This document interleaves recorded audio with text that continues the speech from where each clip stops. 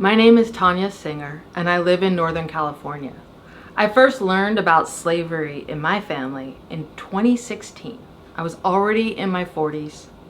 I was visiting my dad in Wyoming, and I read this stack of letters that my grandfather had inherited from his grandfather, that he had inherited from his grandmother.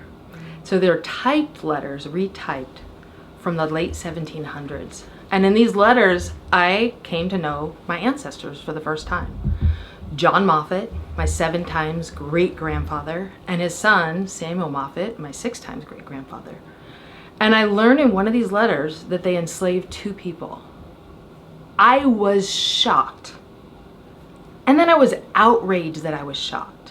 How is it that in this moment, and this moment then I was in my mid-40s, that I did not know about slavery in my family?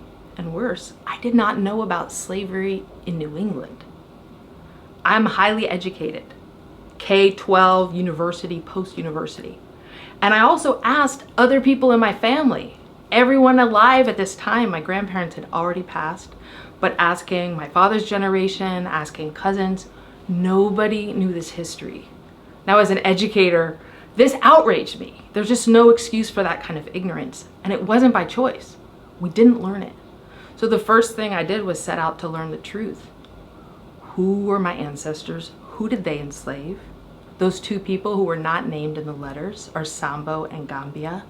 I learned through more research and through collaboration with the Black Heritage Trail of New Hampshire, learning from Valerie Cunningham's incredible research on Black history in New Hampshire, that my ancestors also enslaved Windsor Moffat, Roxana, Cupido, Duke who self-emancipated and then was forced back into slavery again.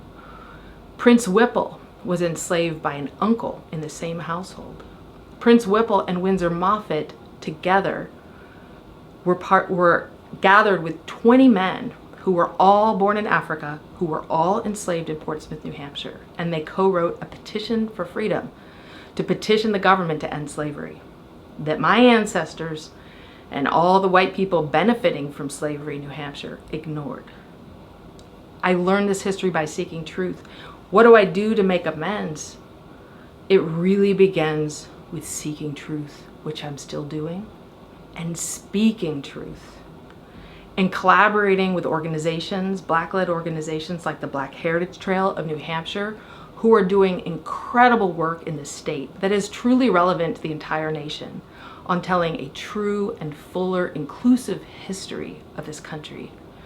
I also became involved with Coming to the Table, which is an organization where people who want to come to the table to try to heal this nation from the legacy of slavery and all the racism that has spawned out of that history come to work together, to listen, to learn, learning beyond my own point of view, reading beyond my own point of view, being humble enough to recalibrate how I think about my past, my future, my children's future, and how I understand my role in racism, my role in the racial wealth gap, taking actions in terms of donations, in terms of partnerships with people, and collaboration moving forward.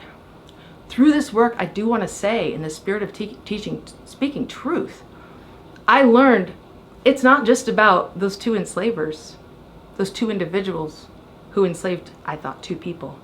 And it's not just about the increase of people I learned they enslaved. The more I unturned stones, the more I learned that several branches of my family, in Maine, in New Hampshire, in Massachusetts, enslaved people.